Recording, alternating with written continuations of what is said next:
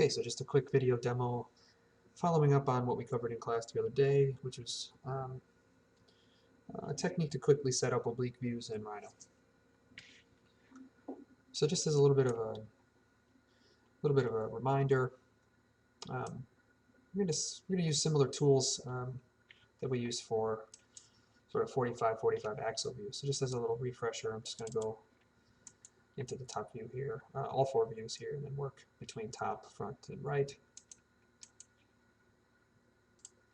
And I'm just going to take this group here and just rotate it 45 degrees. All right, and then in the right view, I can shear this.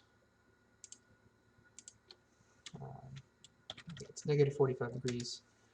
All right, and in the top view now, we can see that we've got a pretty commonly used axonometric drawing with a 45-degree projection. All of the dimensions in this will be consistent, as will the angles, and we can do a make 2D of that to compare and to give it a test. You can also see that given the labeling here that we have our elevation and our kind of top-down view intact. This will be a little bit more useful when we get into the obliques. So let me just go back, and now we'll talk about the first kind of oblique, which will just be an elevational oblique. And for this one, it's very simple. All we really need to do is just sort of shear it in one. We don't have to do any rotations, we can just shear it along one axis. So I'll work within the right view for this, just given how it's oriented here in top. And just type in shear, and I'll click again above like this, and just a quick negative 45-degree shear here will work well in this case, especially since we're dealing with cubes. And as you can see now, we're basically looking at a full-on orthographic elevation with some top-down information. This is an interesting drawing, especially if you want to highlight some of the let's say the facade of the building. It's a nice technique used by Isozaki and many others, but here's a couple of examples. So you can see here the projection back shows us nothing on the sides of the building, but it does show us a lot of the roof, and in this case a full elevation. Similarly here. Okay. And now these views, I will admit, they bias the top of the building a bit more, but you can also see that the elevation is kind of in line, with an orthographic, with at least how an orthographic elevation would be viewed. I don't think any of our assignment drawings are doing exactly this, so we can just sort of move forward. That was just an example. So now looking instead at something like this kind of top-down oblique, which gives us, in contrast to what we just saw, it'll give us elevation information along this front face, it'll give us elevation information along the side of the building, and it'll also give us a lot of top-down information. Right? So this is quite a useful view that's being set up here. So let's take a look here at that. And now another thing, actually, just to point out while we're on the topic here, is this angle here. So we can learn a lot from this view, and we can kind of, if we wanted to, we can get an accurate measure of this, and that will be our first rotation. We're just going to eyeball it for now and maybe say it's something like 15 degrees. Maybe I'll even exaggerate that a little bit more, like 20, just to see how it looks. Okay, so let's move on to that. So first I'm going to rotate this about 20 degrees or so.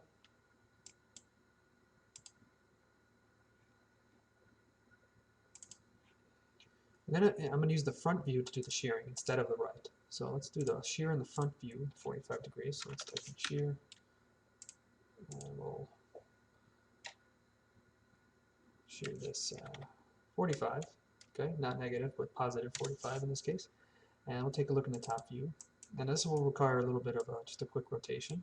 So here we can see that we've set up an oblique view that really gives a lot of emphasis toward this face.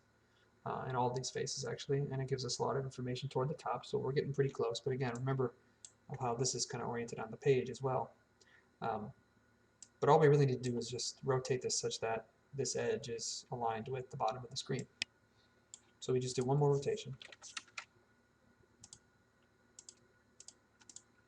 And then we can kind of bring this object into views very similarly. Right? So let's just do a little comparison here. Yeah. Okay, so you can experiment with different angles of that initial rotation and different shear angles to give you different effects. But this is just the general process. Also worth noting that if we carry on a similar process at the same angle, but use the right view, we can set up a slightly different kind of oblique view as well. So let's go -45 here. And now this is kind of a nice axial view that, you know, in comparison, or I guess in contrast to the 45-45, where we're seeing equally this side and that side. Here we're actually seeing much more of, you know, this elevation and very little of the other, right? So you can also set up a variety of views in this way, where you give a lot of, you know, attention toward one face versus the other, while still giving us quite a bit of information from the top down. Okay, so just knowing which view you're shearing in and how and to what degree you're rotating that initial step, you can produce a pretty wide variety of oblique drawings. And then lastly, just wanted to take a quick look at setting up a camera, a constructed camera angle, so that you can be precise in a one-point perspective. So here's an example where you can see that the cut here out of this is a little section, a partial section, kind of like a slice of pie out of the landscape that surrounds this little building. And what we're doing is we're looking straight ahead, right down along the line of this section cut along this axis. Okay, so we really can't eyeball that. You can get pretty close, but it's better to just construct it accurately. So I'm going to go back on this again. And this is pretty straightforward. This is just setting a camera. But I'd like to use a construction line to do it. So I'm just going to draw a point off of that edge there. Excuse me, a line off of that edge there.